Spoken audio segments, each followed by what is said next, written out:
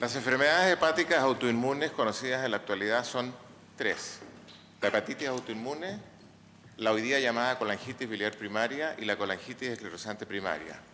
Cuando hay mezcla de las anteriores, ya sea de inicio o en el curso de la enfermedad, se llaman síndromes de sobreposición. Dentro de las tres mencionadas, por lejos la más frecuente y la que vemos nosotros en la práctica clínica es la hepatitis autoinmune, a la cual nos vamos a referir. ¿Cómo se presenta esta enfermedad y por lo tanto en cuándo hay que pensarla? Primero hay que tener en cuenta que esta enfermedad se puede presentar ocasionalmente en forma insidiosa por síntomas y signos generales, a veces extrahepáticos, asociados por supuesto a síntomas hepáticos, alteraciones de laboratorio. Muy importante, ya vamos a mencionar, que se puede presentar en forma aguda, una hepatitis aguda, ictérica y muy sintomática, puede ser ocultar una hepatitis autoinmune, incluso con forma fulminante y requerir de un trasplante de urgencia. Clásicamente como una enfermedad crónica, es como la conocíamos en el pasado, con los síntomas propios de estas enfermedades. Y cuidado que en algunas enfermas, sobre todo en pacientes más añosas, se puede presentar simplemente como alteraciones de laboratorio y o de las imágenes. Por lo tanto, el diagnóstico y pensar en esta enfermedad, la historia clínica es fundamental. Investigar en forma muy importante los antecedentes personales y familiares de patologías autoinmunes, hipotiroidismo, hipolacrimia y algunas otras enfermedades. Síntomas y signos de enfermedades hepáticas, por supuesto, ictericias, náuseas, vómito y todo lo que acarrean las enfermedades del hígado, e insistir una vez más en lo que está más allá del hígado, porque muchas veces nos dan las pistas para el diagnóstico. Desde el punto de vista del laboratorio, para aproximarse al diagnóstico, habrá una elevación variable de las transaminasas, muy elevadas, 1000, 2000, 3000, cuando se presenta en forma aguda, indistinguible de una hepatitis por virus A, por ejemplo. La bilirrubina podrá estar más o menos elevada y en los casos crónicos, por supuesto, que las elevaciones son bastante menores y en los enfermos que ya están cirróticos, aún menos.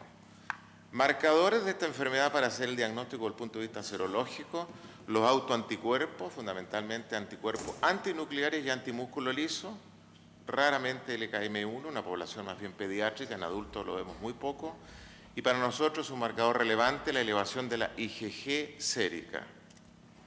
En las imágenes puede haber alteraciones variables, los enfermos pueden tener imágenes absolutamente normales, sobre todo si es una presentación aguda, y pueden tener distintos grados de alteraciones según va progresando la enfermedad o el momento en que se nos presenta. Por último, está señalado ahí y en signo de interrogación la biopsia hepática. Nosotros pensamos que siempre es necesario hacerla.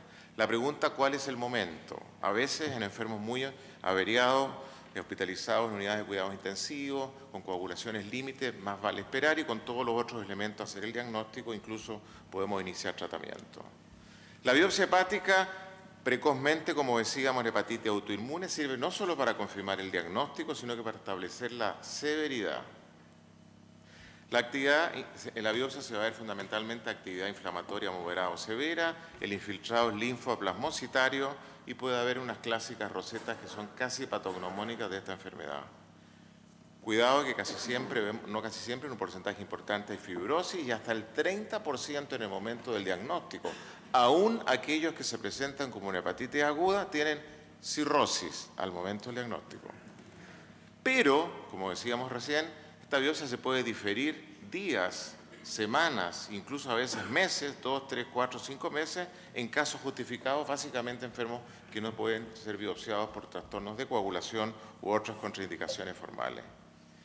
Para tratar de ordenar toda esta historia, se han establecido los criterios diagnósticos y los hoy día más en uso son los que están mostrados en esa diapositiva, que son los criterios de genes del año 2008, publicados en el Hepatology, y que básicamente utiliza lo ya dicho previamente. Primero, la elevación de la inmunoglobulina G, un marcador serológico fácil de medir en los laboratorios, y tendrá 1 o 2 puntos según la magnitud. 2. La presencia de los autoanticuerpos antinucleares, antimúsculo liso, y también importa si el título es mayor o es menor. Tercero, la histología, la biopsia hepática, si es característica o si es compatible con, o es característica y típica, ahí tendrá 1 o 2 puntos. Y por último, excluir que no tenga una hepatitis crónica por el virus B o el virus C, lo cual le da los puntos respectivos. Fíjense que si el enfermo no tiene una biopsia hepática y tiene 2 puntos por 3 son 6, por lo tanto, sin biopsia hepática uno puede tener ya el diagnóstico eventualmente hecho y por lo tanto a veces iniciar tratamiento. En el caso de la presentación aguda, que tal vez es el concepto más novedoso y que quiero que se lo lleven un poco para la casa porque puede salvar vidas y evitar trasplantes cuando es posible, en este caso la situación es un poco más compleja, es difícil a veces establecer por características atípicas. Los títulos de anticuerpos antinucleares y antimúsculo liso que son característicos de esta enfermedad pueden ser bajos o incluso estar ausentes, ser negativos. La inmunoglobulina puede ser incluso normal, por lo tanto se nos desarma todo este esqueleto que ya les acabo de mostrar de los criterios de genes. La histología habitualmente no la tenemos disponible, salvo que hagamos una biopsia transyugular y solo es compatible en el 70%, y en el 70% de los casos incluso muestra un daño hepático crónico. Y por supuesto que siendo tan atípica la presentación o pudiendo ser tan atípica, es fundamental en estos casos más que ninguno excluir otras enfermedades hepáticas, entre ellas, por ejemplo, los daños hepáticos por fármaco. Y permítame terminar antes que me muestren la luz, para ver si bato el récord de que no me hagan señal en el tiempo. Desde el punto de vista del diagnóstico, es muy importante cuando uno está convencido, después de todo lo que les he dicho, iniciar el tratamiento.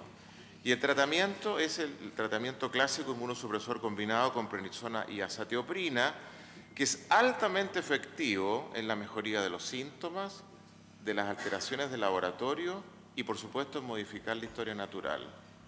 Y el mensaje importante es el párrafo número 2. La respuesta al tratamiento inmunosupresor en estos enfermos es muy rápido. Días, semanas. Los libros dicen meses. Dicen espere hasta 5, 4, 6 meses y si ahí tiene dudas, cambie. No, la respuesta en nuestra experiencia es rápida. Días, semanas. Muchas veces los vemos hospitalizados en el control de laboratorio la semana siguiente y ya están mucho mejores.